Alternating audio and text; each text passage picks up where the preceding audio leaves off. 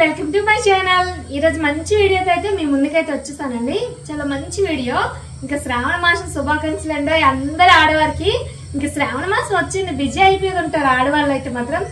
బంగారాలు చీరలు అనేసి ఇంకా నాలాంటి వాళ్ళు అయితే ప్రసాదాల కోసం చెక్ చేస్తూ ఉంటారు. ఏ ప్రసాదాలు ఈ సంవత్సరం ప్రిపేర్ చేసుకోవాలి తల్లికి అనేసి చెక్ చేస్తూ ఉంటాము.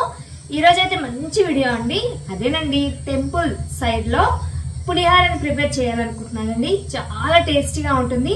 అసలుకి శ్రావణ మాసంలో ఏది మిస్ అయిన ప్రసాదాల్లో పులిహార మాత్రం మిస్ అవ్వం కదా. కంపల్సరీ నేను చెప్పేలా ఈ ప్రసాదం ప్రిపేర్ చేసుకోండి. టెంపుల్ సైడ్ లో అమృతంలా ఉంటుంది. ఒక సింపుల్ గా ఒక ఇంగ్రీడియంట్ యాడ్ చేసుకుంటే చాలండి, పులిహారని నెక్స్ట్ లెవెల్ చేసేవచ్చు. వీడియోని ఎక్కడ కూడా స్కిప్ చేయకుండా ఎండ్ వరకు అయితే చూసేయండి. ఇప్పుడు మనం పులిహార కోసం బియ్యాన్ని నానబెట్టేసుకుందాం, కాసేపు నానబెట్టేసుకుందాం. తర్వాత అలా ప్రాసెస్ ని కంటిన్యూ. ప్రసాదం పులిహార అయితే కుక్కర్ లో చేసుకుంటే దాని రుచి అనేది చాలా పెరుగుతుందండి. ఎంత రుచిగా ఉంటుందంటే అంత కమ్మగా అనిపిస్తుంది. ఒక్కసారి కుక్కర్లో చేసుకొని చూడండి. నేనైతే కుక్కర్లో 2 గ్లాసుల బియ్యం, సోనా మసూరి బియ్యాన్ని తీసుకున్నాను. చక్కగా శుభ్రంగా కడిగేసాను.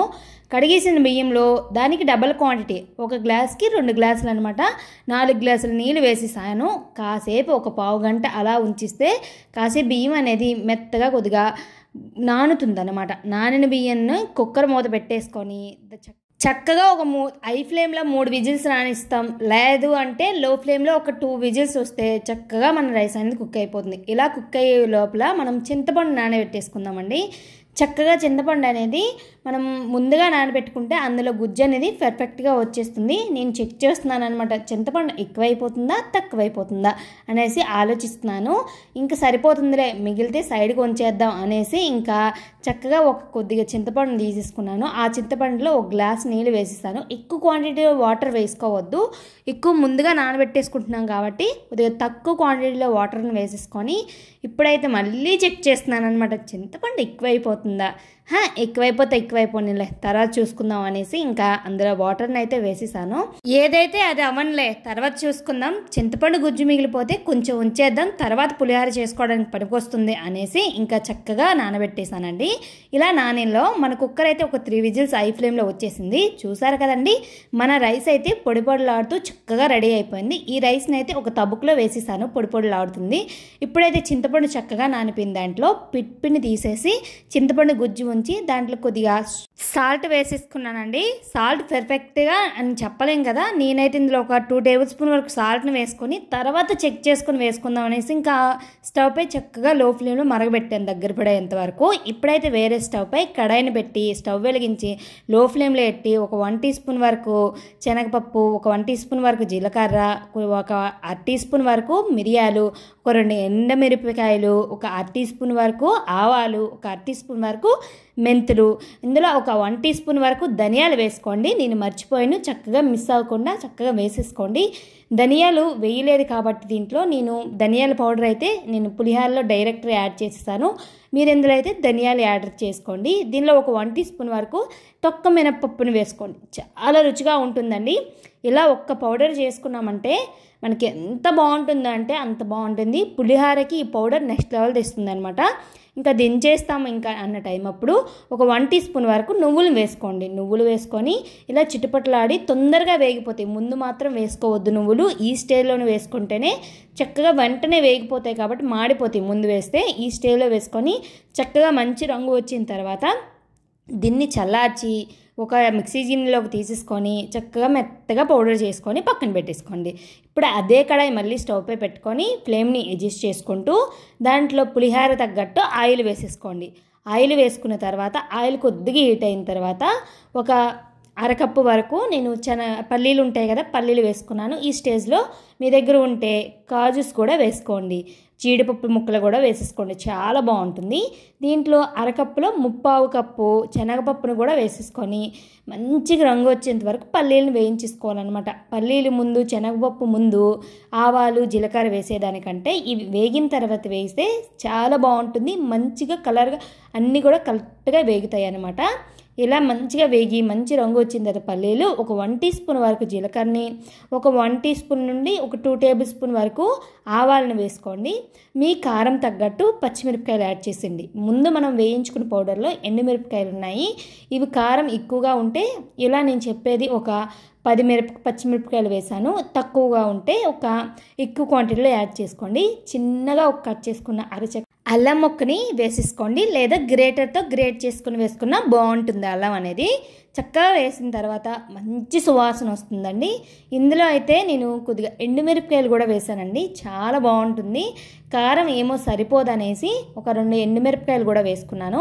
వేసుకున్న తర్వాత మంచిగా అన్నీ వేగిపోయే అన్న స్టేజ్లోనే ఇప్పుడు కరివేపాకును వేసుకోండి. కొద్దిగా ఇందులో కూడా కరివేపాకును వేసుకోండి, మళ్ళీ పులిహారలో కూడా కరివేపాకును వేసుకోండి. చాలా డైరెక్ట్గా వేసుకొని ఇలా వేగుతున్నప్పుడు కూడా వేసేసుకొని మంచిగా వేయించేసుకోండి. మనకు అనేది తాలింపు అనేది ఎంత బాగా వేగితే అంత బాగుంటుంది.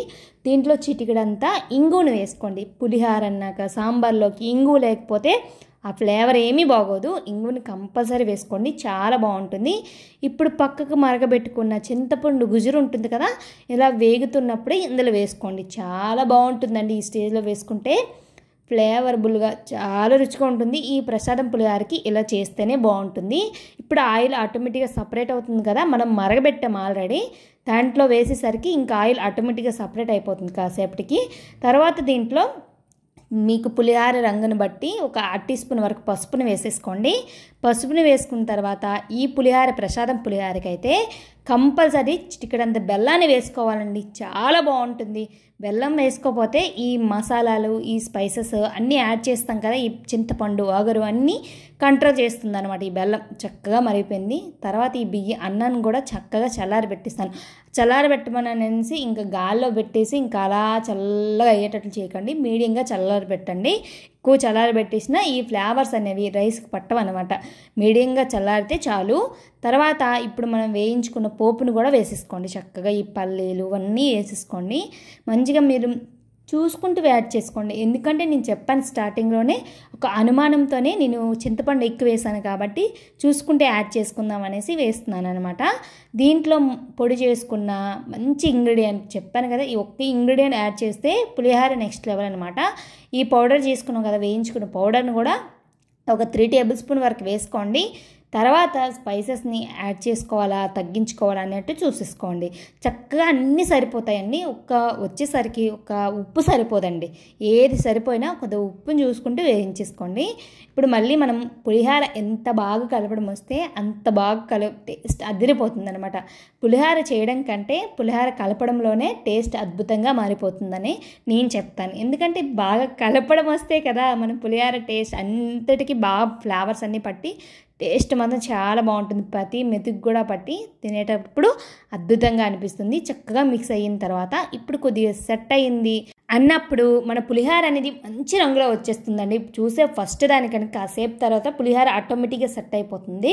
దాంట్లో అయితే అప్పుడు సరిపోయినంత పులుపు ఇప్పుడు సరిపోదన్నమాట. ఉప్పు కూడా సరిపోయినట్టు కూడా ఉండదు. అందుకోసమే ఒక అరచెక్క ఒక నిమ్మరసాన్ని, దీంట్లో కొద్దిగా సాల్ట్ని ఒక 1 టీ స్పూన్ వరకు, దీంట్లో అయితే కొద్దిగా పచ్చి కరివేపాకుని వేసేసుకోండి. చాలా బాగుంటుంది. ఇక పచ్చి కరివేపాకు ఈ పులిహారకి ఎంత ఎక్కువ వేసుకుంటే అంత బాగుంటుంది అనమాట. ఇప్పుడు చక్కగా మిక్స్ అయ్యి దేవుడు చక్కగా నైవేద్యంగా పెట్టుకోండి. మీరు ఆస్వాదించుకుంటూ తినండి, చాలా రుచిగా ఉంటుంది.